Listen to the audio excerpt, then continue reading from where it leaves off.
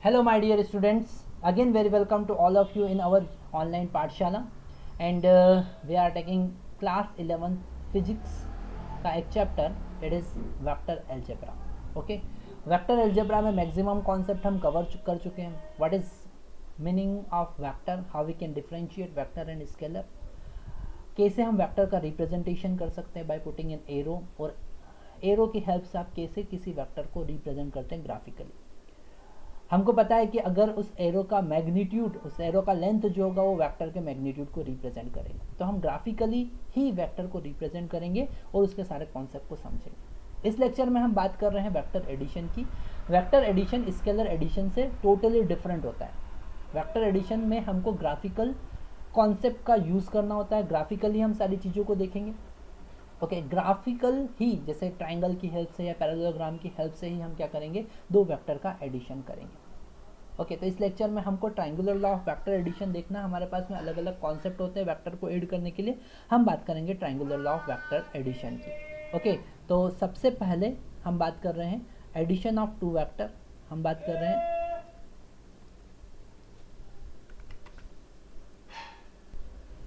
Addition of two vectors.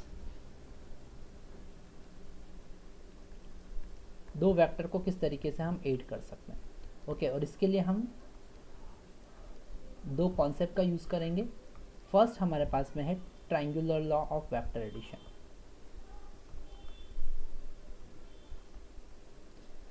Triangular law of vector addition. Okay, और second हम use करेंगे parallelogram.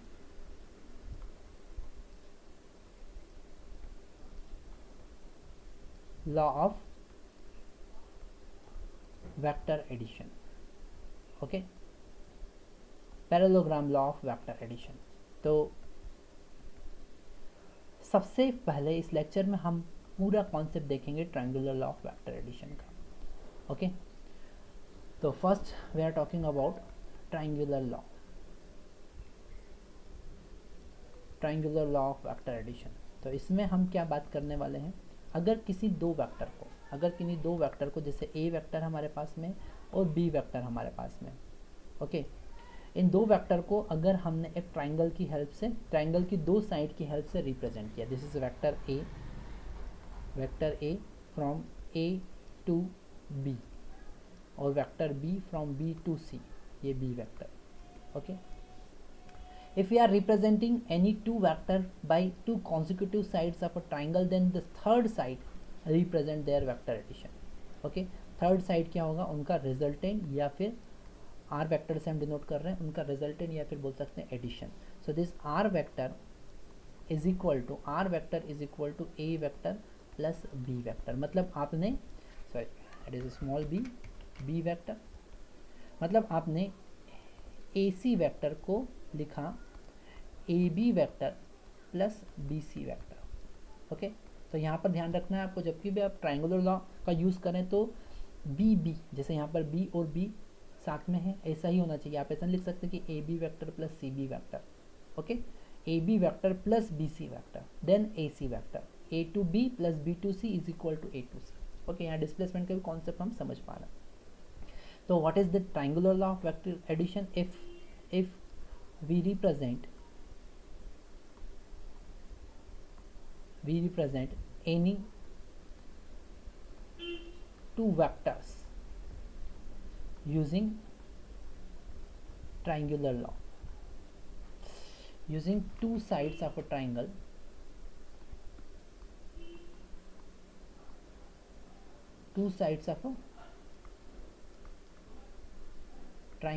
then two sides of a triangle, then third side, if we represent any two vectors using two sides of a triangle, then addition, or we can say resultant,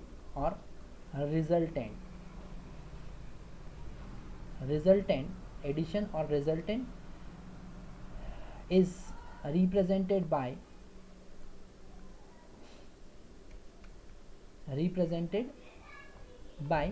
third side. Okay, तो हम third side की help से उनका vector addition कर सकते हैं। ये triangular law of vector addition है, बड़ा इजी कॉन्सेप्ट है, हम इजीली ट्रायंगुलर लॉ के कॉन्सेप्ट को समझ सकते हैं।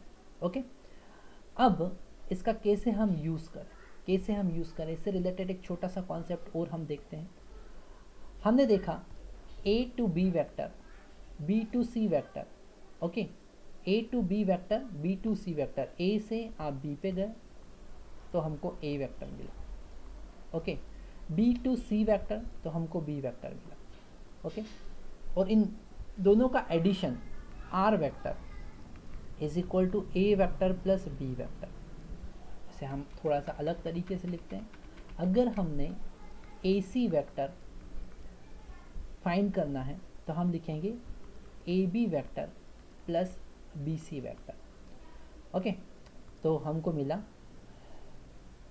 ac वेक्टर, ये ac वेक्टर मिला, पर इस ac वेक्टर का डायरेक्शन हमने चेंज कर दिया, हमने निकाला ca vector which is equal to negative of ac vector. हमको पता अपोजिट वेक्टर डायरेक्शन चेंज कर दिया तो नेगेटिव साइन का यूज़ कर लेंगे, तो ac vector is equal to negative of ca vector हम लिख सकते हैं। इसका ac का वैल्यू हम यहाँ पर पुट करते हैं तो हमको क्या मिलेगा, हमको मिलेगा minus ca vector is equal to ab vector plus bc vector, okay, तो फाइनली हमको मिला ab vector plus bc vector plus ca vector, okay, is equal to 0। मतलब कि अगर तीन वेक्टर को हम एक ट्राइंगल की साइड से, है ना, एक सिक्वेंशियल साइड की हेल्प से रिप्रेजेंट करें तो उन तीनों का एडिशन 0 होगा, ओके, और we can say that if three forces, अगर हम वेक्टर की जगह पर फोर्स ले लेते हैं, इफ थ्री फोर्सेस आर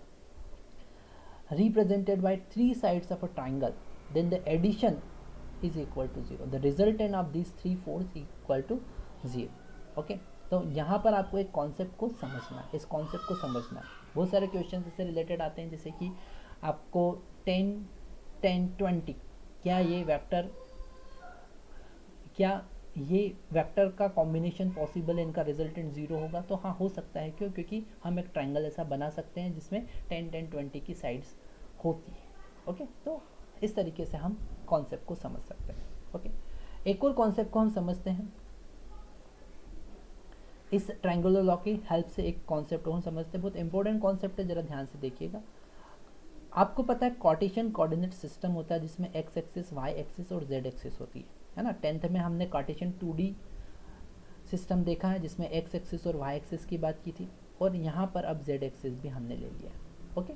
और इस कार्टेशियन कोऑर्डिनेट सिस्टम का जो इंटरसेक्शन, ये 3 रेफरेंस एक्सिस जो है हमारे पास, इनका इंटरसेक्शन पॉइंट जो होगा वो होगा ओरिजिन। इनका इंटरसेक्शन पॉइंट क्या होगा? Origin, okay. और इन तीनों,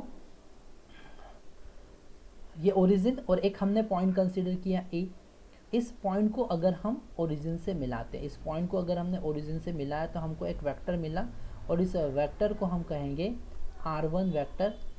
r1 vector is the position vector of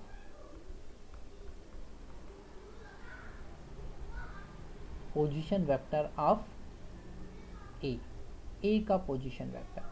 same as it is हमने एक और पॉइंट लिया बी, ओके, और इस बी को अगर ओरिजिन से हम कनेक्ट करते हैं तो हमको एक और नया वेक्टर मिलेगा जिसको हमने कहा r2 वेक्टर। इस r2 वेक्टर का क्या मतलब है?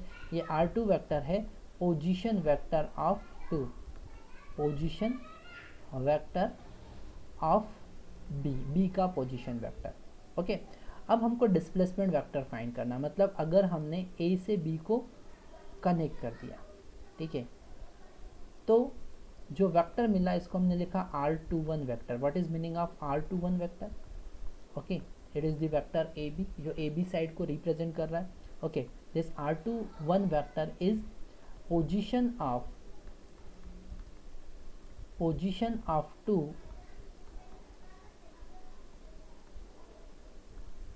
विथ रिस्पेक्ट टू 1, 2 के रिस्पेक्ट में 1 का position of 2 with respect to 1, 2 के रिस्पेक्ट में 1 का पोजीशन, ओके।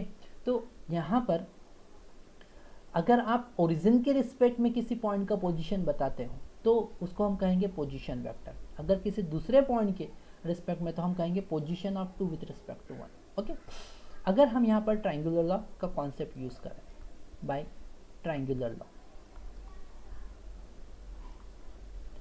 ट्राइंगुलर लॉ को अगर हम कॉन्सेप्ट यहाँ पर यूज़ करें तो हमें पता चल रहा है कि ये O to A vector plus A to B vector is equal to O to B vector, O to A vector plus A to B vector is equal to O to B vector. अब OA vector क्या है? OA vector है R1 vector, AB vector क्या है? R21 vector, और OB vector क्या है? R2 vector.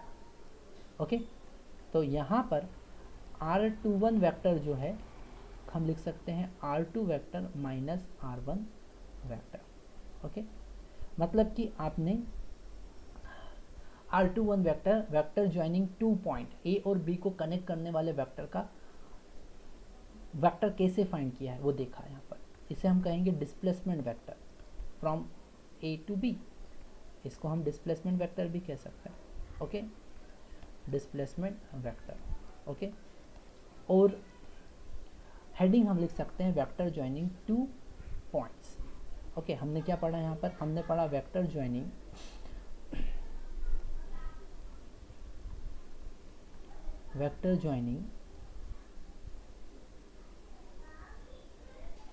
Two points. Okay, 2 point को मिलाने वाला vector, vector joining 2 points. Okay, 2 point को मिलाने वाला वेक्टर। ओके, तो ये सारे कॉन्सेप्ट हमने देखे, triangular law of vector addition के सारे कॉन्सेप्ट हमने देखे। नेक्स्ट लेक्चर में हम बात करेंगे, नेक्स्ट लेक्चर में हम बात करने वाले हैं parallelogram law of vector addition, उससे रिलेटेड उसका पूरा डेरिवेशन देखेंगे।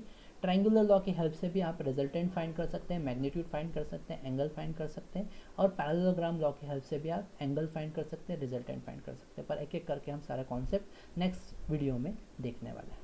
Thank you very much.